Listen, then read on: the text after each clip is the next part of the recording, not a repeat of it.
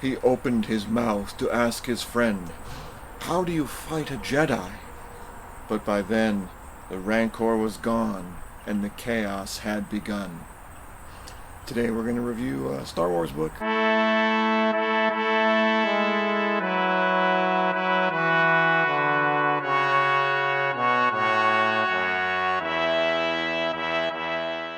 Hey, welcome to Billy's Books. We're going to review another Star Wars book. This is relatively new, if not brand new. This is Return of the Jedi from a Certain Point of View. This is part of the From a Certain Point of View series, which they did with Star Wars Episode 4, Empire Strikes Back, and now Return of the Jedi, where they have short stories from the points of view of, various characters, big and small, great and small, mostly small, in the surrounding stories. Yep, that's this story. That's this book. And I've read quite a few of them right now. A lot of them, of course, happen in Jabba's hideout, or whatever you call it, Jabba's palace, or everything in between. Jabba's Caesar's Mar-a-Lago palace on Tattooine. A lot of people die. A lot of little people die. But one of the first stories we hear is actually from an Imperial Admiral, and he is doing his darndest to avoid Darth Vader's wrath, which is something that everyone's scared of, and he manages to evade it by keeping his mind focused on not being focused on his fears, and also just keeping his mind blank and trying not to be too stupid or too anything else incompetent. Like I said, there's a bunch of we also, of course, for me, it was really enjoyable. One of the musicians that plays in Jabba's paradise. One of these, we see a story from his perspective. He's like the blue keyboard player, I think, and the stuff he goes through. It's a silly story involving Gungans and a runaway piano, like in the movies where it goes down the hill and they have to chase it. There's one of those stories. There's quite a few stories from droids' perspectives, which is to be expected. There's a repair droid named EV9D9, who actually is a former droid. He used to torture droids. He's supposed to be repaired, but he was also he was programmed to torture droids. I don't know what that's about, and he's got that mostly out, but not entirely. He's unable to erase his memories of that, even though he wants to. He tries to clear his memories of those things, but he can't. There's something here about Maker's nature, Makers being the people who made the droids, and free will. I'm going to read a section from that. I believe EV99 is her we're talking about here. Her previous lives before this one at Jabba's palace were dim, if present at all, in her memory core.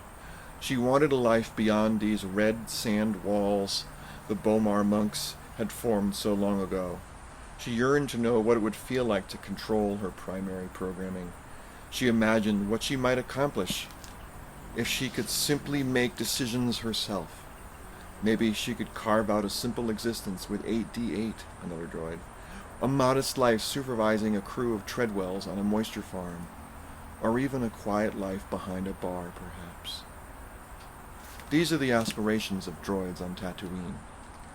This same repair droid, scares the bejesus out of C-3PO.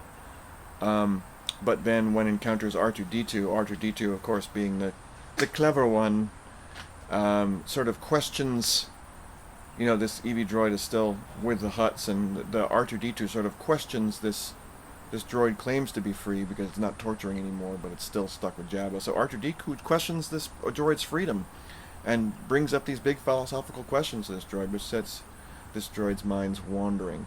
And of course R2-D2 has a very long memory and says that's important. You have your memory, and that's part of your understanding of yourself. And this is droid speak. You can do good things. Try not to forget, and you'll learn. Those are R2's words, translated, of course. Meanwhile, there's other characters in Jabba's palace, such as Bib Fortuna, who really hates everybody, but nobody he hates more than Jabba the Hutt himself. He's like a petty guy who has some power over the people under him at the palace, but generally has no power. And so he's like one of those middle piece peoples that's just really abusive because that's all he has to cling to. It's pretty pathetic. These stories are filled with pathos. A lot of different hut slaves tell their stories. Many of them are very unhappy stories, as you might expect, but also die unhappily even when the dark Jedi, the dark-clothed Jedi with the blue eyes and sandy hair shows up.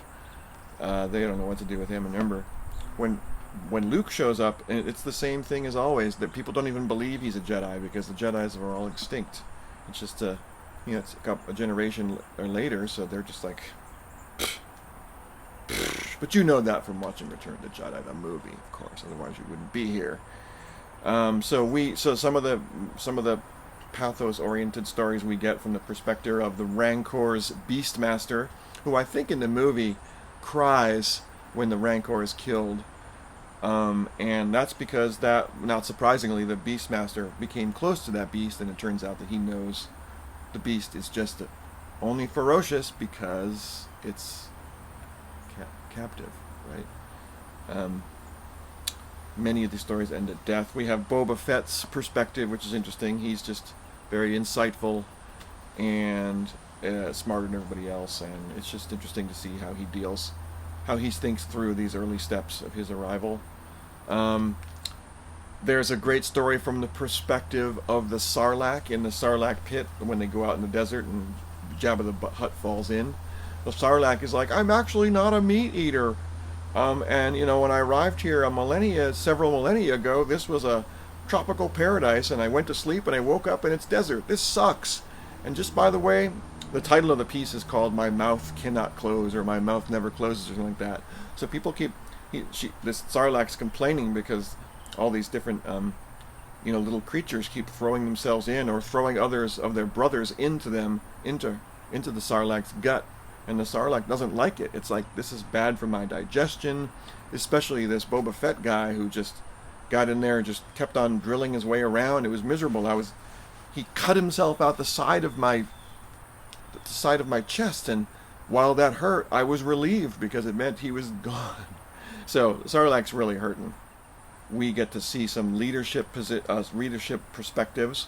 We see things from Mon Mothma's perspective briefly. And all the things she has to weigh. We see Lando Calrissian. He's he's the leader of a squadron, so he's trying to teach his squad how to fly, but at the same time be Mr. Cool. He's wants to be their boss and their friend and all that stuff. And his techniques are different from other officers, not surprisingly, and those come into conflict. That's interesting. We see some troopers dealing with Ewoks. We see Ewoks dealing with troopers. Some of the troopers, they have a lot of the Ewoks. The different tribes all have different nicknames for the stormtroopers. They call them Bug People. They call them Skull Face. All these sort of different things. You can see why. There's one story from the perspective of a Ewok shaman, who he's psyched because they hyped up the Golden One. In the previous one, there's a Ewok who's psyched about the Golden One, and then he finally sees the Golden One, that being C-3PO, and he's really disappointed. Oh. But the shaman, it's really funny because the shaman who's supposed to be the spiritual leader, this shaman's oh, that's really disappointing, but you know what? I'm still going to use this because everyone else still thinks the Golden One is awesome, so I'm going to use that Golden One stuff to help get them to defend our land.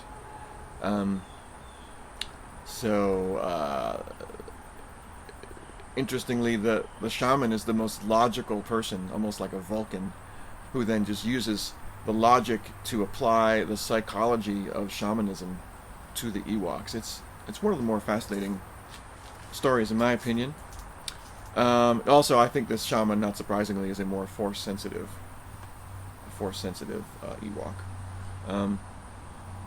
Again, we see Lando with his pilots, and they have a pre-battle Sabak game, which is just filled with daring do and conversations, some of which are meant to make them stronger, and some of the comments which are meant to make them more careful, and how those all go when you start drinking. And we see the perspective of a conflicted stormtrooper who happens to have feelings and strange accidents. So we're guess the implication is this is a stormtrooper who's somewhat force sensitive, because as we now know, everyone has it within them. It's just a matter of training.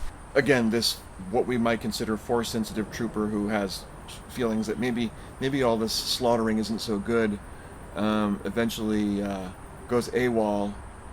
And actually, I think this trooper is one of the ones that Han and Leia shoot up close and personal in a gateway, and they go, but this trooper, I think it's a she falls to the ground and plays dead until everyone leaves, and gets up, takes off her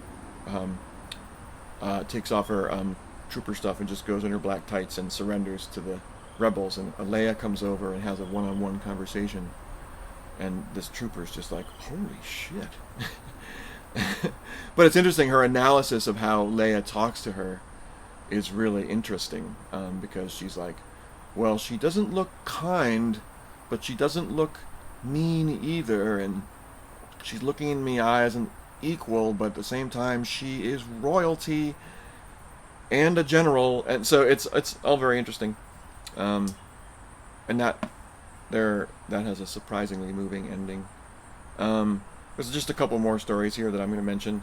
There's one for us perspective that we actually got from another. Years ago, I read a book called Death Star, which I think might even have been before I started doing this series. There's a book called Death Star where it's a whole book with different characters from the Death Star, the original Death Star, and how they dealt with stuff and what they saw. And there was one from the gunner from the original Death Star, the guy that blew up Alderaan. And that guy, after he was part of the team that blew up Alderaan, he had to go into the bathroom and hurl, because of course he just committed mass murder. So on this second Death Star, which is in Return of the Jedi, there's another gunner, and we see that person's perspective. And it's funny because this star is just like, man, I'm just a month away from retirement, and I have these plans.